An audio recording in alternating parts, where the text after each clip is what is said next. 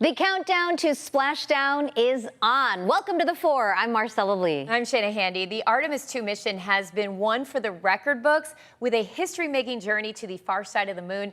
And just about an hour from now, we'll see one of the most dangerous aspects of the mission. Re-entry into the Earth's atmosphere and splashdown in the Pacific Ocean right off our coast. News 8's Abby Black has the excitement for the big event at local watch parties. Our Kelly Hessedal has what people out on the water need to know. And Alex Cheney has a look at how the Navy will help recover the astronauts. We begin today with Alex.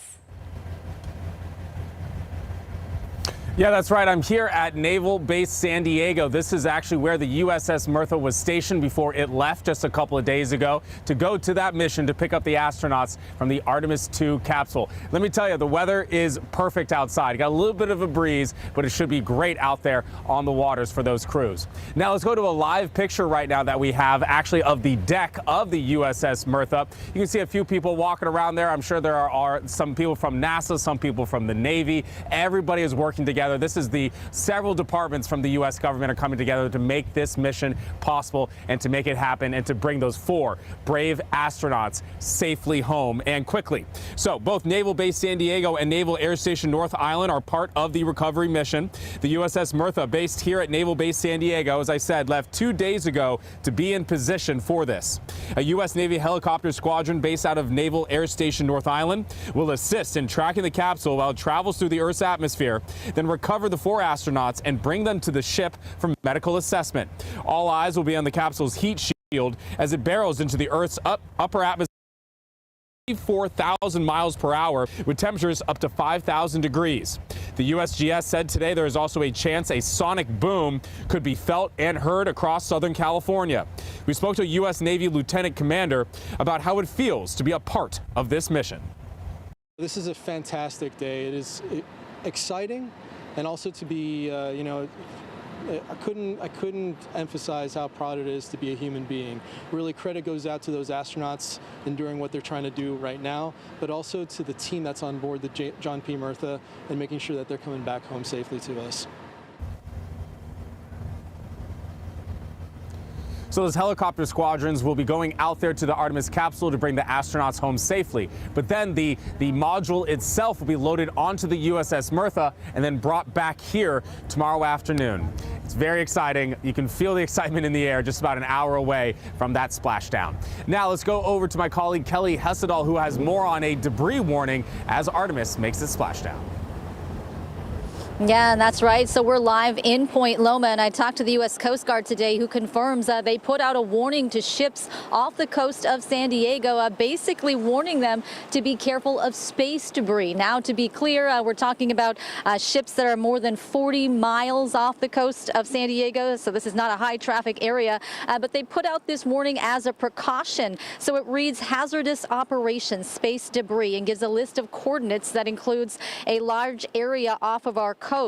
Now, we do have some animation that will show you what is happening before the splashdown, and that shows the capsule speeding into Earth's upper atmosphere at 24,000 miles per hour. So temperatures could hit 5,000 degrees. That's half as hot as the sun's surface. So because of that intense heat and the speed that it's traveling, the heat shield sheds materials and basically vaporizes and fragments at really high altitudes. So by the time the capsule actually gets to the Pacific, you won't see any big chunks of anything falling or anything like that. If all goes as planned, there should be no problems. However, I did talk to an expert with the Maritime Institute who said though NASA has modeled everything, there is always some margin for error. He points out this particular capsule design has never done a re-entry before, so the heat shield is not 100% proven.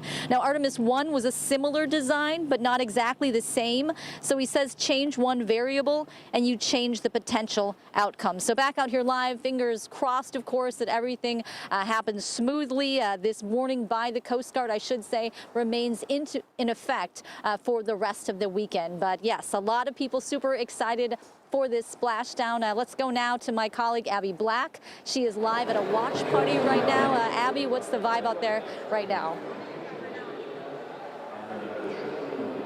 Hundreds of people, maybe thousands, are here inside the San Diego Air and Space Museum in Balboa Park. Behind me, you see that big screen. This is the watch party that many people are at right now, getting ready to watch this historic splashdown. And live with us is Jim Kidrick, the CEO and president of the San Diego Air and Space Museum. Jim, you and I were just talking. You said the line out there is something you've never seen before. It's crazy. I've been here over 20 years, and I have not seen a line like that in front of the Air and Space Museum.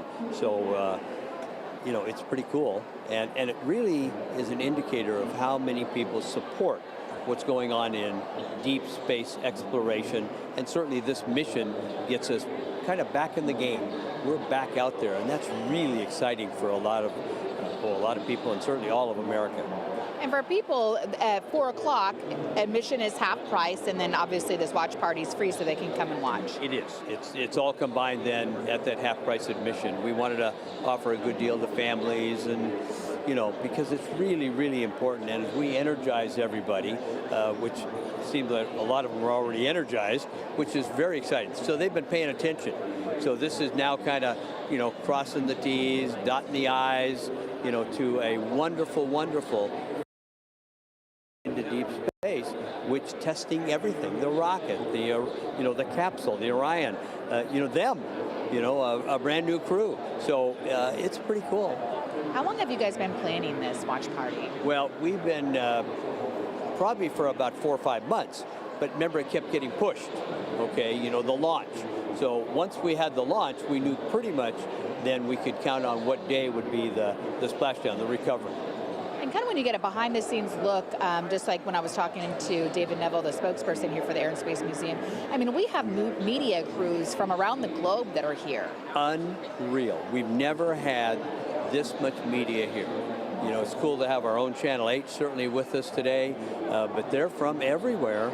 I had 2 friends who live in Washington State literally contact me and said, hey, nice interview on Fox. I mean, it was, I went, what are you watching? I mean, you know, so.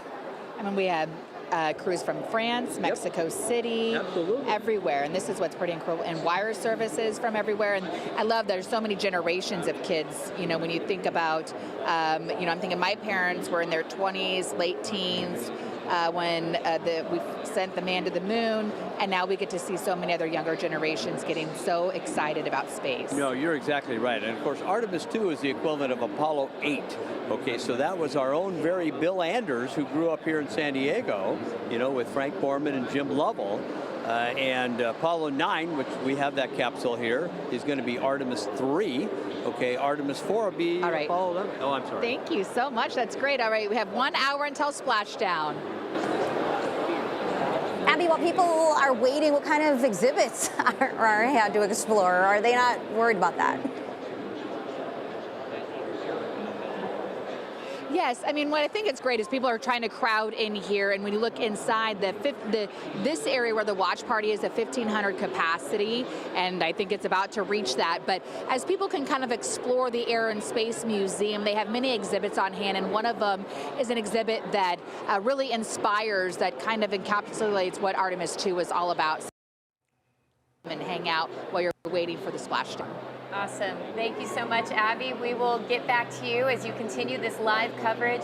And just a little tidbit for our viewers, if you show up after 4 o'clock to the Air and Space Museum, entry tickets are half off, and you can go to that watch party. We're so glad you could join us on this Friday. CBS News will air live coverage of the Artemis II splashdown beginning at 4:30. But next, we're going to continue our team coverage, and we will be joined by a San Diego Navy SEAL veteran who was in a helicopter as Apollo astronauts splashed down.